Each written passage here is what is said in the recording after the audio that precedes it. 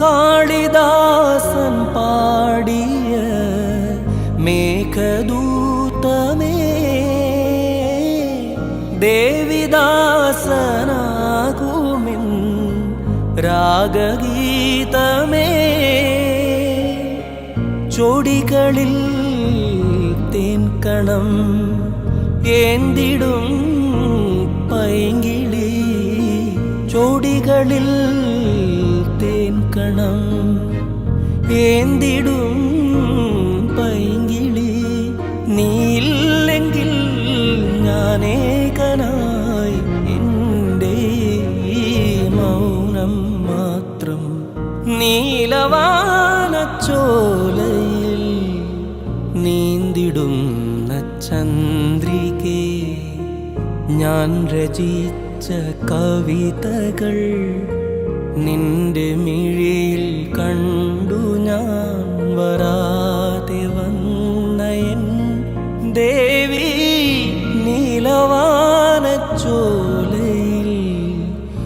നീന്തിടുന്ന ചന്ദ്രികേ.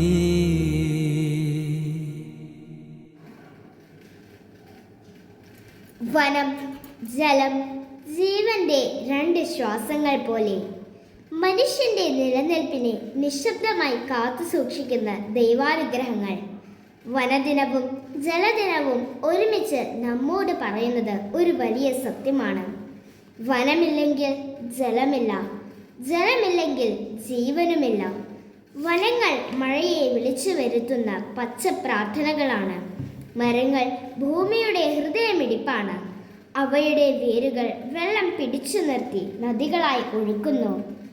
ജലം നമ്മുടെ കണ്ണുനീരും ചിരിയും ജീവിതത്തിൻ്റെ തുടക്കവുമാണ്. ഒരു തുള്ളി വെള്ളത്തിൽ ഒരു ലോകം നിറഞ്ഞിരിക്കുന്നു. പക്ഷേ ഇന്ന് മനുഷ്യന്റെ അശ്രദ്ധയിൽ വനം കരയുന്നു, നദികൾ ക്ഷീണിക്കുന്നു, നമ്മുടെ ഭാവി തന്നെ മങ്ങിത്തുടങ്ങുന്നു.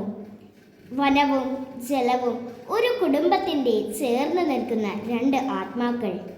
മാർച്ച് 21 ലോക വനദിനം, മാർച്ച് 22 ലോക ജലദിനം.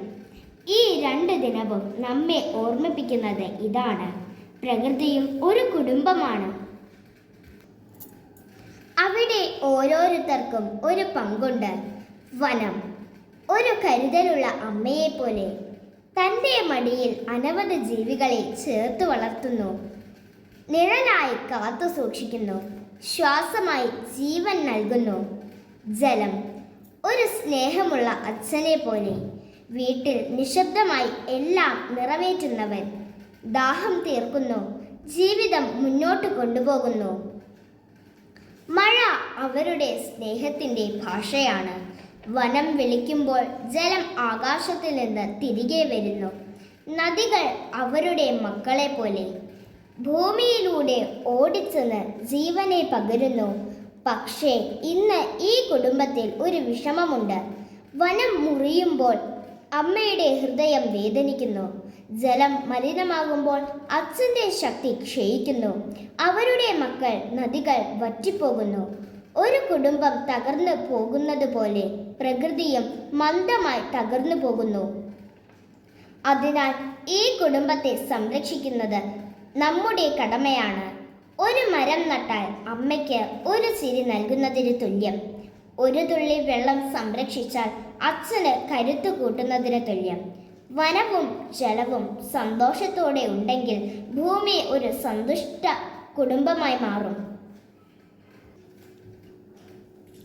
വനവും ജലവും ഒന്നാകുന്ന ആ നിമിഷം അതൊരു സാധാരണ സംഗമമല്ല. ജീവന് വീണ്ടും ശ്വാസം കിട്ടുന്ന ഒരു പുണ്യ നിമിഷമാണ്. ഈ സംഗമം കാത്തിരിക്കുന്നത് മനുഷ്യൻ മാത്രമല്ല, അനവധി നിശബ്ദ ജീവികളാണ്.